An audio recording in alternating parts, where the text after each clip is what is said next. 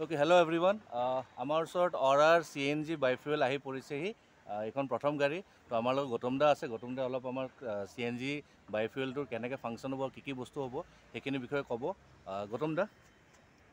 So basically, যেটো biofuel system আছে CNG আৰু petrol দুইটাতে run হ'ব। CNG আৰু fuel petrol এই দুইটা system control কৰিবলৈ DS4 দুটা বেলেগ বেলেগ ECM আছিলে, কিন্তু এতিয়া দুইটা ECM দুটা নাই। এতিয়া single ECM কৰিছে, integrate কৰি দিছে দুইটা system। এটা যদি চাই তেনেহলে এইটো apparently এইটো যোনটো আছে এইটো হল আপোনাৰ CNG লাইন আৰু এইবিলাক যিবিলাক আছে এইবিলাক fuel injector লাইন। So এই গাড়ীখন দুইটা মোডতে চলিব পাৰে। ওনাৰে যেটো বিচাৰে ভিতৰত এটা সুইচ আছে, সেই সুইচটো এবাৰ টিপিলে হি পেট্ৰলে কনভাৰ্ট হ'ব, এবাৰ টিপিলে হি CNG লে কনভাৰ্ট হ'ব। আৰু আমাৰ ECM তো এতিয়া আগতে দুটা আছিল, এতিয়া সিঙ্গল ECM এতিয়া সিঙ্গল ECM।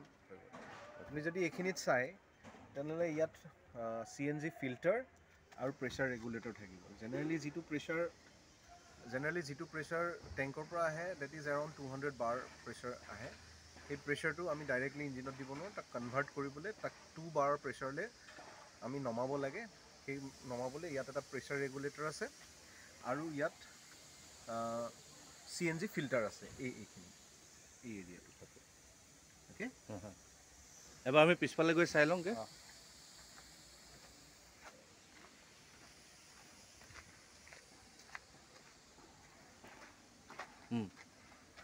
এইটো CNG ট্যাঙ্ক হয়। ইয়াত ক্লিয়াৰলি কিছুমান ওয়াৰ্নিং দিয়া আছে, যেনে ইয়াৰ কালাৰটো চেঞ্জ কৰিব নালাগে। ওকে, এই সিলিন্ডাৰটোত এপ্ৰক্সিমেটলি 10 কেজি CNG ভৰাব পাৰে। ইয়াৰ কেপাসিটি হল 65 লিটাৰ। তাৰমানে কেপাসিটি 65 লিটাৰ, 65 লিটাৰ পানী ভৰালে পানী ভৰিব ইয়াত। ওকে, বাট আপুনি যেতিয়া CNG টো ভৰাব, সেই CNG টোৰ এটা গেছটোৰ এটা ওয়েট থাকিব। ওকে, সেই ওয়েটটো আপোনাৰ এপ্ৰক্সিমেটলি 10 কেজি ওয়েট আপোনাৰ CNG গেছ ইয়াত সোমাব। ওকে ওকে, আৰু যেতিয়া আপুনি 10 কেজি গেছ এই CNG টো সোমাই দিব, ইয়াৰ প্ৰেছাৰটো বহুত বাঢ়ি যাব। ভিতৰত প্ৰেছাৰটো বহুত বাঢ়ি থাকে। সো এই ট্যাঙ্কটোৱে সেই প্ৰেছাৰটো বিয়াৰ কৰিব পাৰিব লাগিব। সো তাতকে যদি বেছি ভৰাই দিয়া হয় তেনেহলে সিলিন্ডাৰটো বাৰ্ষ্ট কৰিব পাৰে।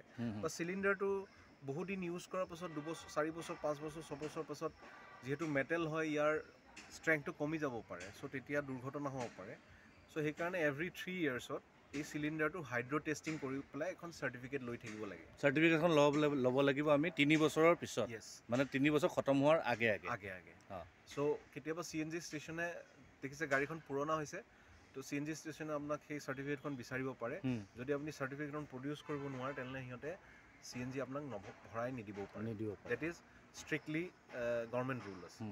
সো সেই কথাটো যেতিয়া গাড়ীবিলাক CNG বিক্ৰী কৰা হ'ব, তেতিয়া সেই কথাবিলাক কাস্টমাৰক বুজাব লাগিব। আৰু ইয়াৰ হাইড্ৰো টেষ্টিঙৰ চেণ্টাৰ গুৱাহাটীত আহি আছে। নেশ্যনেল হাইৱেতে ইণ্ডিয়ান অইল পেট্ৰল পাম্প মা কামাখ্যা আমি কথা যে পাতিলো, মা কামাখ্যা বুলি এটা আহিব। আৰু বিজনেছটো যেতিয়া বাঢ়িব হয়তো আৰু চেণ্টাৰ আহি যাব। গতিকে হিমান চিন্তা কৰিব লগা নাই, 3 বছৰ আমাৰ হাতত সময় আছে। কিন্তু এইখিনি আমি কাস্টমাৰক এটলিষ্ট কমিউনিকেট কৰি দিব লাগিব।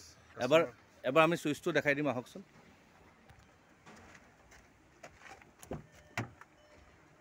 সো এইটো হল সেই সুইচটো যোনটো দি আমি গাড়ীখন পেট্ৰল বা CNG লে কনভাৰ্ট কৰিব পাৰো। গাড়ীখন যেতিয়া ষ্টাৰ্ট কৰিব প্ৰথমবাৰ সদায় পেট্ৰলত ষ্টাৰ্ট হ'ব। আৰু after 10 seconds it converts to CNG. Okay, after 10 seconds. If CNG is not there, automatically it will switch to petrol. Okay. But if CNG is there, customer যদি পেট্ৰলত চলাব বিচাৰে তেনেহলে সেই সুইচটো সুইচ কৰি পেট্ৰলত চলাই থাকিব পাৰে। ঠিক আছে। Okay, thank you Gautam da, thank you so much.